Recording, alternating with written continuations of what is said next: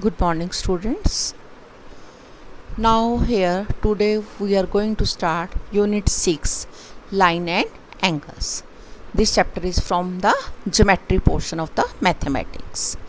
Now, here first I am going to explain some basic terms and definition that we have to use in this very unit. Now, here the first definition earlier we have also done in the previous class is the line.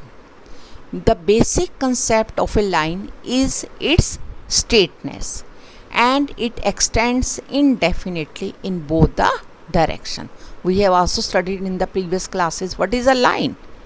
It means line is just a straightness and it can extend indefinitely in both the direction. It has no definite length and has no endpoints. The line is denoted by this, putting this arrow on AB, or sometime by the small alphabets L, M, N. You can choose any small alphabet to denote the line. There is exactly one line passing through two distinct points A and B in a plane. See it here with the help of figure. Now here it is what? The line is always denoted by small. We can use any small alphabet to denote the line because it can be extended in both sides. So we are putting arrow on both the ends. So now therefore we can say it is a line. Now the second definition is what? Line segment. Now the portion of a line between the points A and B, including points A and B, is called line segment. This is a line, a portion of a line having two endpoints A and B, having, or moreover we can say having a definite length, is called what? Line segment, or we can say line segment is a part of line and it is noted by AB. Only this bar is there. This is the notation for what? Line segment, where A and B are called its endpoint. The third definition is what? Ray. A ray means part of the line that can be extended indefinitely in one direction from a point, say A. The point A is called the initial point. A ray has only one endpoint and unlimited length. It is denoted by AB, only the sign of arrow. Just see these three notation again. This is what? This is the notation for ray because it can be extended in both the direction. So this is the sign for ray. Now this is the sign of line segment because it cannot be extended. It is always a part of line. So this is the notation for line segment. It has two endpoints A and B and has a definite length. The third is the notation for ray because the ray can be extended in only one direction. So we are having only one arrow on AB. So this is the notation for what? Ray. For example, sun rays. We know the sun rays are starting from sun and they don't have a definite length. So this is the simple example of ray. Now here the next definition is what? Angle. Now an angle is formed by two rays having same initial point. The initial point is called the vertex and two rays are called its arms. The angle is named as only by using a small alphabet. We can say it is angle A, or it can be named as angle BAC, or it can be named as angle CAP. An angle is formed by two rays having same initial point. These are the rays AB and AC. It means the two rays, they are having the same initial point.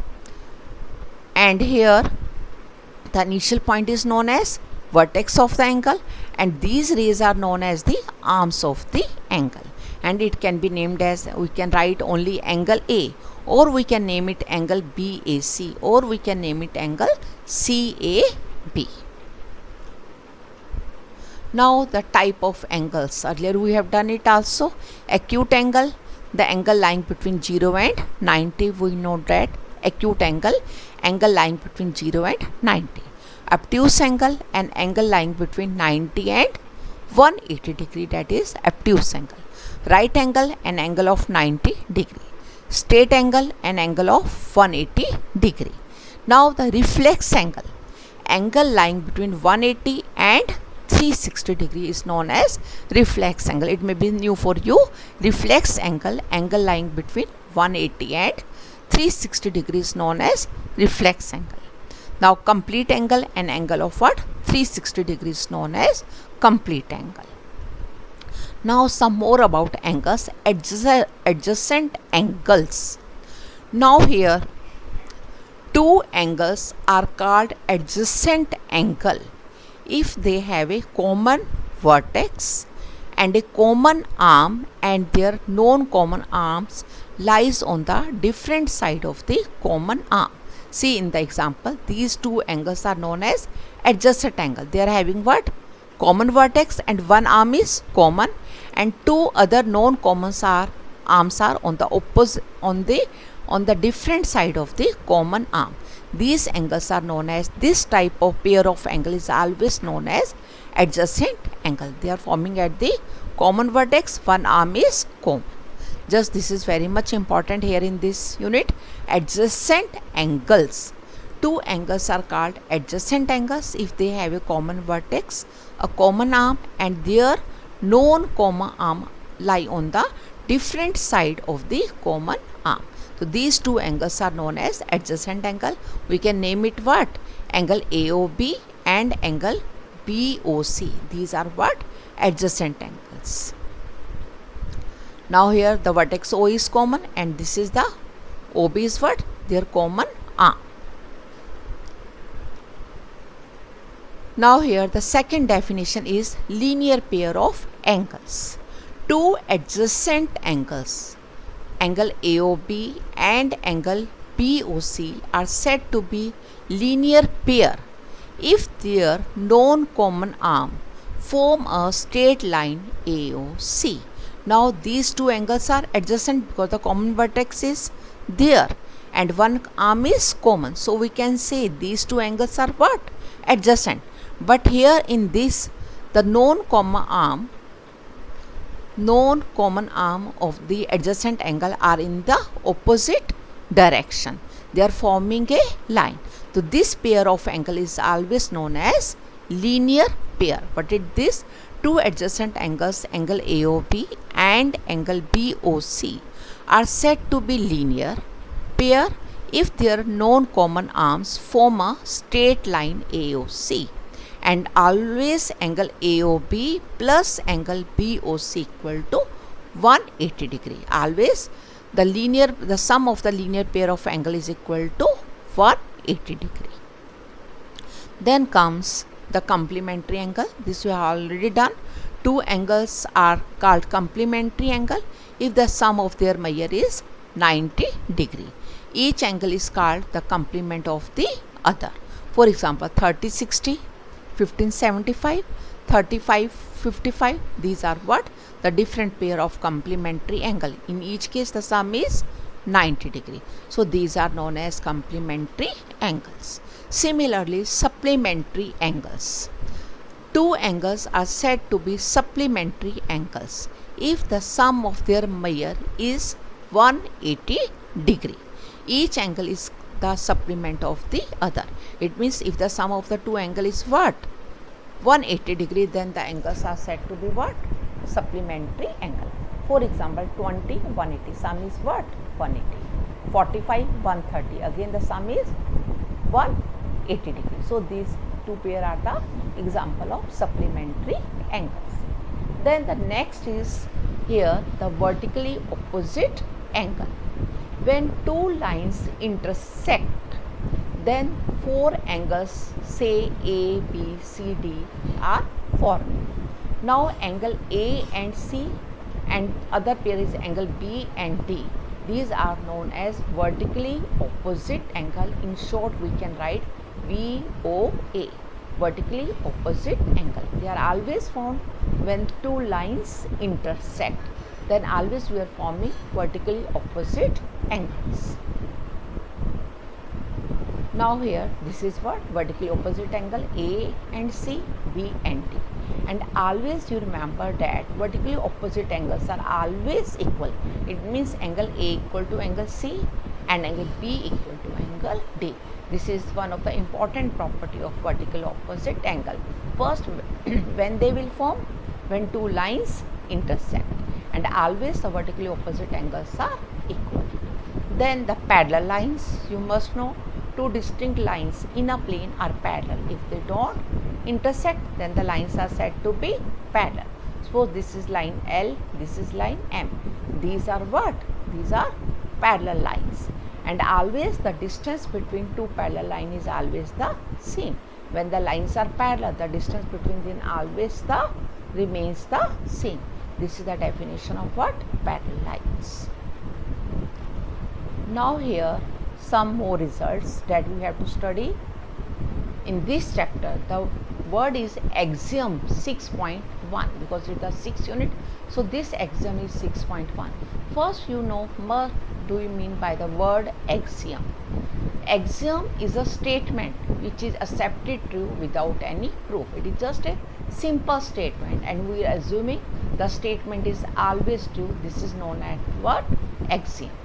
Now here the axiom means, you only remember axiom means a statement. Axiom 6.5, it is the summary has been done in this chapter. Axiom 6.1. If a ray stands on a line, then the sum of two adjacent angles so formed is 180 degree. This is what? A ray stands on a line. Then the pair of what? These are two adjacent angles.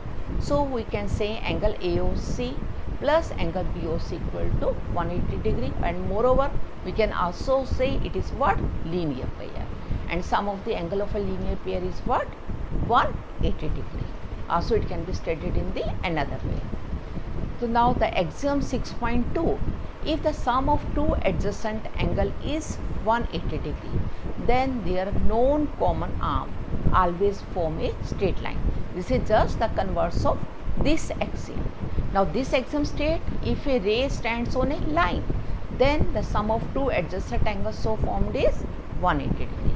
Then the converse of this means if the sum of two adjacent angle is 180 degree, then their known common arm form a straight line. So these results we have to use in our question. Now the 9th class student, just try to understand this very unit very much carefully. This is not a simple mathematics. We are applying the formula and solving the question. This is a part of geometry. Earlier we have not done in previous classes. Now it has been started from the 9th class. Now let us see the questions. Firstly, I am discussing the example of exercise 6.1. Just try to understand it. In figure is given in the question. Lines PQ and RS intersect each other at O.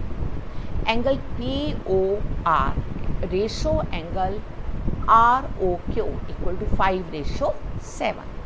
Find all the angles. Now in the figure, the two lines are intersecting and the ratio of these two angles is given. We have to find all the four angles. Now the lines are intersecting. It means we have to take help of what? Vertically opposite angle, because when the lines are intersecting, always vertically opposite angles are formed.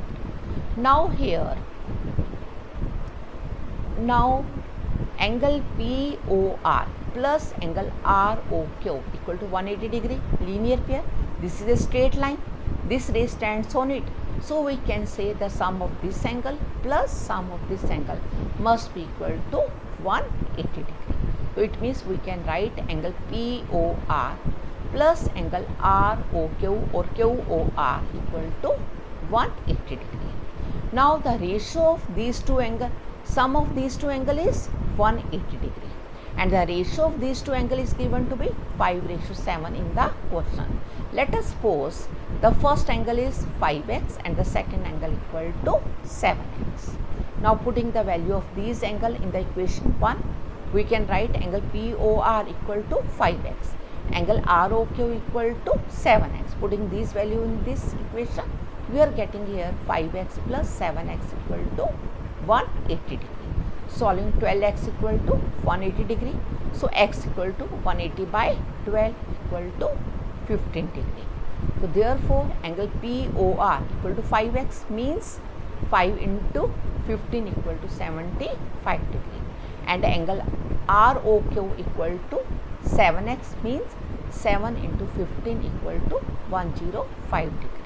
Now we have formed these two angles. Now we will take help of vertically opposite angle. So therefore we can write this angle must be equal to this, and this angle must be equal to this angle. So therefore we can write angle POS equal to angle ROQ equal to 105 degree with the help of vertically opposite angle. Similarly, angle SOQ equal to angle POR equal to 75 degree, again with the help of vertically opposite angle. This is the way to do the question of this type. Just see it again. First you have to read the statement again and again to understand it. If figure is given, well and good. If figure is not given, by reading the statement, first we have to make the figure. First it is given these two are what? Intersecting lines. Then these four angles will be formed. Now we have to given the ratio of these two angles, and we have to find out all the angles. Now the ratio is given 5:7, and again we know this is a straight line. This stands on it. Therefore the sum of these two angles must be equal to 180 degree. You can write this is what? Linear pair. Then we can find out these angle, and then again by taking the help of vertically opposite angle, we can find out all the four angles. Now let us see the next example. In the figure, ray OS, the ray OS stands on the line POQ. It is given in the question. The ray OT and the ray OR are the angle bisector of angle what? SOQ and angle POS. If angle POS equal to X, find angle ROT. Again the figure is given in the question. First OS stands on the line POQ, and this OR is the bisector of this angle. It means this OR is dividing this angle into two equal parts. Similarly, OT is the bisector of angle SOQ. It means this line is bisecting this angle into two equal parts. Now this angle is given to be X, angle POS is given to be X. We have to find out angle ROT. Let us see its proof.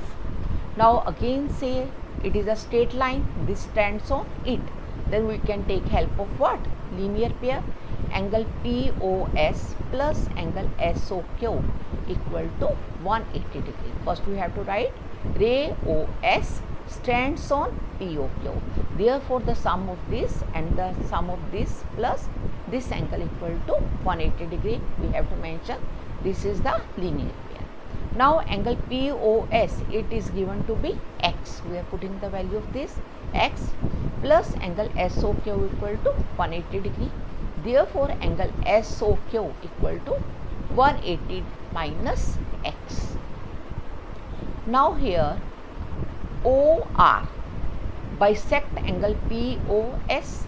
Therefore we can write angle ROS equal to what? Half of angle this. Half of angle POS equal to X by 2. Listen it again. Now we have to find out angle ROT in the question. Now angle ROT is formed by these two angles. When we combine these two angles, we are getting what? Angle ROT. So in the next step, I have taken what? Angle ROS. Now here OR is the bisector of this angle. So we can write angle ROS equal to half of this angle. So therefore ROS equal to half angle POS equal to X by 2. Similarly, angle SOT is the half of this angle, and this value of this angle is what? 180 minus x. Therefore, angle SOT equal to half angle SOQ equal to half. The value of SOQ is 180 minus x. Then opening the bracket, it is what? 180 by 2 minus x by 2 equal to 90 minus x by 2. Now we have to find out angle ROT. Now angle ROT can be written as angle ROS plus angle SOT. Putting the value of ROS and SOT, angle ROS is what here? ROS equal to x by 2. Angle SOT is equal to 90 minus x by 2. These two quantities will be cancelled. One is positive, another is negative. So we are getting angle ROT equal to 90 degree. This we have to find out in the question.